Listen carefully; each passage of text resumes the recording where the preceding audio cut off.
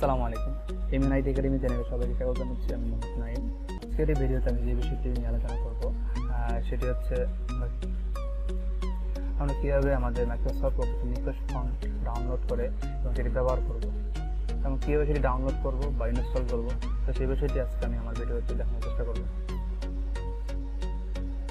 এটি করার জন্য প্রথমত আমাদের একটি ব্রাউজার ওপেন করে নিতে হবে। তো আমি আমার কম্পিউটার থেকে আমার সে পছন্দের ব্রাউজার অর্থাৎ গুগল ক্রোম ব্রাউজারটি ব্যবহার করব। ক্রোম ব্রাউজারটি ওপেন করে এখানে লিখব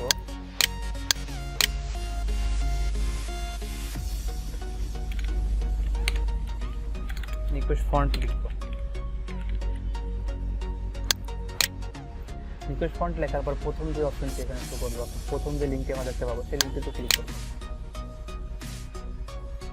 তো ক্লিক করার পর আমাদেরকে এরকম একটা ইন্টারফেস নিয়ে আসবে, অর্থাৎ এই ওয়েবসাইটটিতে আমাদেরকে নিয়ে আসবে। তারপর অনেকগুলো ফন্ট দেখতে পাবো, এখান থেকে আমরা আমাদের পছন্দের যে কোনো ফন্ট ডাউনলোড করতে পারবো। তো আমি আজকে নিকোশ ফন্ট ডাউনলোড করবো, তার জন্য তুমি স্ক্রল ডাউন করবেন, এখানে দেখতে পাচ্ছি নিকোশ নামে একটা ফন্ট আছে, এই ফন্টটাকে আমি ডাউনলোড করবো।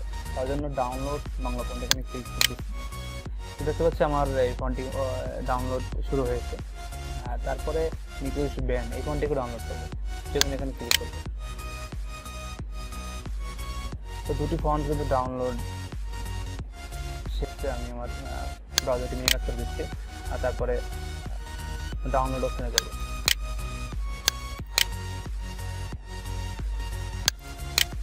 ডাউনলোড অপশনে যাওয়ার পরে আমরা আমাদের ফন্ট দুটি দেখতে পাবো। আমি দেখতে পাচ্ছি আমার এই ফন্ট দুটি এই যে নিকোশ এবং নিকোশ এই দুটি ফন্টকে আমি সিলেক্ট করি।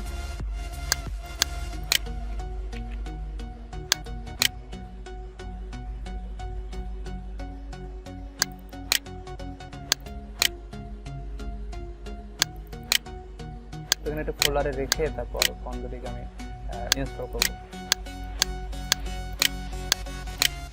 এখন আমাদের এই ফন্ট দুটি আমরা ইনস্টল করবো, তার জন্য যদি সিলেক্ট করবো, তবে রাইট বাটনে ক্লিক করবো, দেন ইনস্টল অপশনটি।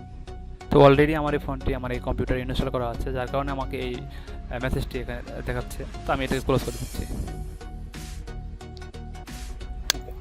আমরা আমাদের ওয়ার্ড ফাইলটি, তো তার জন্য আমরা এখান থেকে আমাদের এখান থেকে ফন্টটাকে সিলেক্ট করে নেব,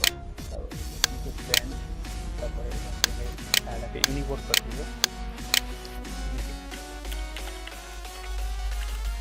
ঠিক আছে, ওকে। আমরা বিজয় ফন্ট সিলেক্ট করার জন্য কন্ট্রোল অল্টার ডি ব্যবহার করি, কিন্তু আমরা যখন নিকোশ ফন্ট ব্যবহার করবো তখন এই ফন্টটি সিলেক্ট করার জন্য কন্ট্রোল অল্টার ডি প্রেস করবো। দেখো কন্ট্রোল অল্টার ডি যখন প্রেস করি তখন আমার ইউনিকোডের যে লোগোটি সেটি কিন্তু দেখা যাচ্ছে। ঠিক আছে, আমি যদি কন্ট্রোল অল্টার ডি প্রেস করি তাহলে কিন্তু 52 করবো, রাইট। যদি কন্ট্রোল অল্টার ডি প্রেস করি তাহলে আমার এখানে কিন্তু এখন ইউনিকোড দেখাবে। ঠিক আছে, তখন আমরা জাস্ট নিকোশ ফন্টটা প্রেস করবো,